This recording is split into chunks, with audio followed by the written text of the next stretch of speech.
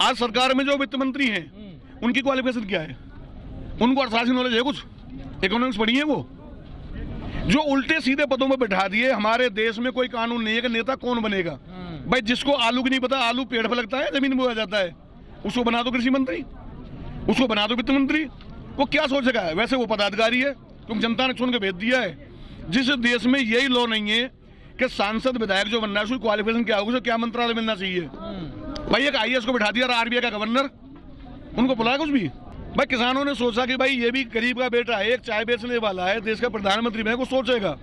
लेकिन वहां जाकर सोच क्या हो गई कि जी मैं देश का प्रधानमंत्री बात का, मेरे लिए एक जहाज ले लिया जाए बढ़िया सा। भाई बढ़िया जहाज में घूमेंगे हम जहां भी जाएंगे। कोरोना काल में जब किसानों ने पूरी मदद करी हर तरीके की, देश की GDP डाउन चली गई, जहाज खरीदने क्या जरूरत थी प्रधानमंत्री के लिए? भाई प्रधानमंत्री कहीं भी जाए 20,000 का सूट वूट पहने तो कोई प्रधानमंत्री है। एक किसान का बेटा अगर दिल्ली में बात करने जा रहे हैं, इनको बदबू क्यों आ रही है? इनकी सोच किसान के बारे में टोटल नेगेटिव। किसानों के बारे में एक कदम सरकार का ये बता दो, भाई किसान जो व्यक्तिगत खेती कर रहा है उसको 10 रुपए का फायदा पहुंचाया हो तो मुझे बता दो। आप आपकी नॉलेज में हो? 12 रुपए बोरी दे रहे खाते। भाई आप जनता के बीच में जाते हो, इनके पास कोई पॉइंट नहीं किसान के लिए, केवल किसान को बर्बाद करने के अलावा। रयासा कसर में निकाल जो 3 कानून लाए ना काले वाले, किसान कोर्ट भी नहीं जा सकता। इसमें जो कंडीशन डाली है मात्र SDM DM पर सिमट जाएगा। ये चाह रहे हैं कॉन्ट्रैक्ट फार्मिंग। जिन देशों की GDP अनाप शनाप है, जैसे आपका ऑस्ट्रेलिया हो गया है, ब्राजील हो गया, ये उससे तुलना कर रहे हैं। इन्होंने कहा जी फलाना करेंगे ठिकाना करेंगे, ये तो बता दो। बाद में कहते हैं जुमला है, तो ये भी इनका जुमला ही है। भाई 15 लाख का ऑफर आपके सामने दिया था कि 15 लाख खाते में आ जाएंगे, इतना धन है, वहाँ काला धन है। कितना काला धन आ गया अब तक? अगर कोई बच्चा BA या BCom करके और वो पकौड़े बेच रहा है तो मोदी जी उसको भी रोजगार में गिनती कर रहे हैं कि रोजगार दे दिया हमने। तो पेंशन लगाने वाला टोटल नौकरियां खत्म हो गई। कोई पेंशन लगा रहा है वो भी रोजगार है। उसके अलावा जो मोदी जी कहते हैं कि जी हम आय दुगनी कर देंगे। 2014 में धान बिका था 4200 और 4500, आज धान बिक रहा है 2000। आज दुगनी हो गई 7 साल में, 8 साल में आधी हो गई और इससे भी कम होने वाली है। आप भी देख रहे हो ऑन ग्राउंड। भाई मोदी जी पर तो विश्वास करो, उन्होंने कहा था दोगुनी कर देंगे, क्या दोगुनी कर दी? 2022 में आधी भी नहीं हुई। 2022 में वहीं 3 के 3 MP रह जाएंगे, जहां से आए थे वहीं पहुंच जाएंगे। ये 2022 में वहीं पहुंच जाएंगे जहां से आए थे, गुजरात वापस। 2022 चुनाव उत्तर प्रदेश में 22 का भी देख लेना, 2024 में इनका भी आएगा। इनके हालात अपने आप खराब हो लेंगे जब ये किसानों के बारे में जो कर रहे हैं।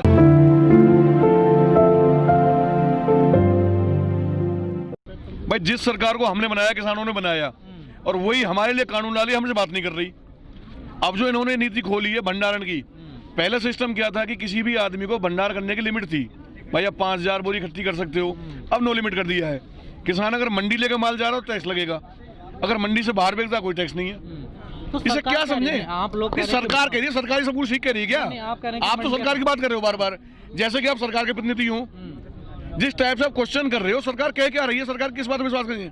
सरकार ने तो ये भी कहा था 15 लाख खाते में आएंगे, आपके खाते में आए 15 लाख, और शायद 15 लाख आपके खाते में आ जाते तो आप भी ये कहना कि धंधा कर लेते कुछ ना कुछ। भाई आप भी कहने का जॉब कर रहे हो। मतलब प्रधानमंत्री के जमाने कोई विश्वास नहीं है।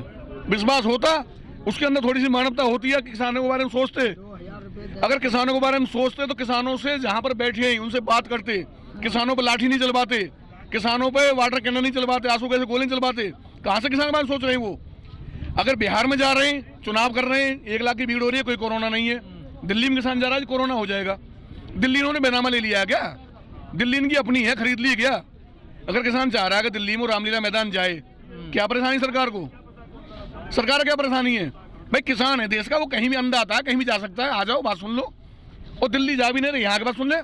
तो दुगनी आई हुई है, चाय से बेचने वाला प्रधानमंत्री बन गया, और जो किसान थे अस्तिवान वह जो है 0 बन गए, उनको तो उस पर 0 पे लगा रहा। तो ये सत्ता का जो परिवर्तन है ना, उसके मोह में उसको जनता ऐसी नकार है कि जैसे कि आज कांग्रेस सरकार घूम रही है रोडों पे, है जी।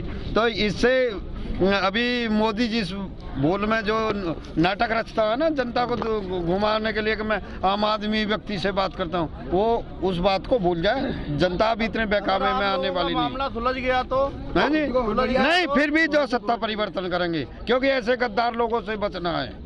नहीं, आपको क्या क्यों लग रहे हैं गद्दार? अरे भाई हर चीज में अब तो क्वालिफाइड है किसान, सब जानते हैं कि भाई इसने जो 2 फैक्टर बनाए उसको हम खोलना नहीं चाहते। 2 फैक्टरों पे चुनाव करता था यूँ, वो 2 फैक्टर भी किसानों ने 0 बनाएंगे अब इसके को। वो 2 फैक्टर देखने इसके क्या बनते लेकिन हैं। ताऊ सरकार के रवैये से नहीं लग रहा वो कुछ करेंगे आपके लिए। हैं? हाँ। अरे वो करता तो आज ये नौबत नहीं आती, आज ये नौबत ही नहीं आती किसानों के लिए। उसने हर चीज को किसानों को भाई मानता, कंधे से कंधे मिला के, और आज किसान को ही गड्ढे में डाल उसे सरमाएदारों से आवश्यकता है। जो उल्टे सीधे फैसले ले रही है सरकार, उसी की वजह से नुकसान हो रहा है सारा। ये भाई किसानों पे वाटर कैनन, उसके बाद में लाठी चार्ज, एक तरफ तो अंदाता, जब चुनाव का टाइम आता है सबके घर घर जाते हैं। आज किसान अपनी आवाज उठाने आया दिल्ली में, तो दिल्ली इन्हों के खरीद थोड़े लिए या दिल्ली का बैनामा ले लिया है। भाई किसान अगर दिल्ली जाना चाह रहा है, देश की राजधानी, कोई भी जा सकता है। तो ऐसा काफिला लेकर नहीं जा सकते ना। कैसे नहीं, ये काफिला लेकर कहीं भी जाएं। अब ये हैदराबाद जा रहे हैं, वहाँ काफिला निकाल रहे हैं, चुनाव चल रहा है, वहाँ कोरोना नहीं है। बिहार में काफिला निकाल रहे हैं लाखों का, वहाँ कोरोना नहीं है। अब दिल्ली में किसान जा रहा है तो कोरोना है। 1-1.5 लाख की सभा बैठाई है वहाँ भाई किसान आत्महत्या कर रहा है, कर्जे में डूब रहा है, क्योंकि उसका किसान अपने बच्चों की फीस नहीं भर सकता इस गरीबी में।